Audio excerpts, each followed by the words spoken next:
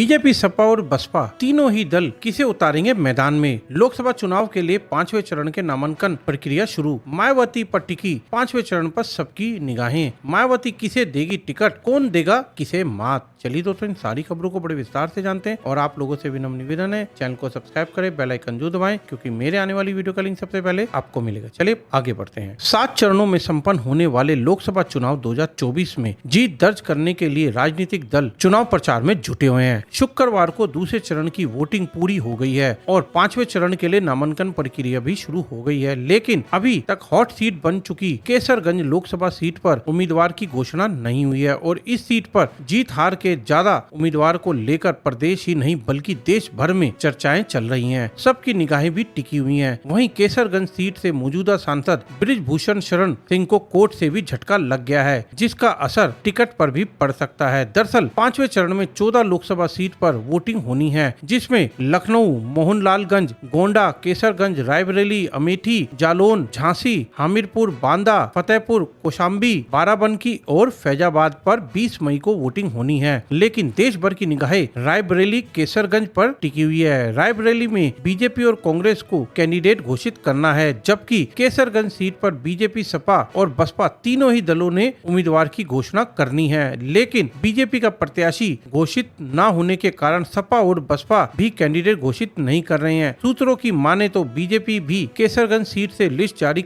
होने के लिए बाद भी इंडिया गठबंधन के प्रत्याशी घोषित होंगे। वहीं बीजेपी से अभी तक उम्मीदवार घोषित न होने के पीछे बृजभूषण शरण सिंह को माना जा रहा है। बृजभूषण चुनाव लड़ने के लिए अड़े हुए हैं, लेकिन बीजेपी उनको टिकट देकर कोई खतरा मोल लेना नहीं चाहती है। लेकिन बीजेपी सांसद बृजभूषण शरण सिंह पर देश की जानी मानी महिला पहलवान ने गंभीर आरोप लगाए हैं, जिसके चलते बृजभूषण शरण को कुश्ती संघ से पद पे से इस्तीफा देना पड़ा था। साथ ही गंभीर आरोपों के चलते बृजभूषण शरण के खिलाफ केस भी चल रहा है। ऐसे में बीजेपी को डर है, अगर बृजभूषण को टिकट दिया गया तो हरियाणा समेत कई लोकसभा सीटों पर इसका नुकसान उठाना तय है। उधर महिला पहलवानों ने उत्पीड़न का आरोप झेल रहे बृजभूषण शरण को दिल्ली की हाई कोर्ट से भी एक झटका लग गया है। दिल्ली की राउज एवेन्यू कोर्ट में बृजभूषण सिंह ने अपनी याचिका दायर करते हुए नए सिरे से जांच करने की मांग की थी। कोर्ट ने उनकी इस याचिका को खारिज कर दिया है। ऐसे में अब उन पर यौन उत्पीड़न केस के आरोप तय करने का रास्ता साफ हो गया है। कोर्ट अब 7 मई को अपना फैसला सुनाएगी। वहीं कोर्ट के इस फैसले को बृजभूषण शरण के लिए दोहरा बहुत बड़ा झटका माना जा रहा है। इस फैसले के बाद उनका टिकट कटना तो तय माना जा रहा है, लेकिन बीजेपी ऐसे किसी भी कैंडिडेट पर दाव नहीं लगाना चाहती जिससे उनको सीटों का नुकसान उठाना पड़े। हालांकि बीते काफी समय से बीजेपी सांसद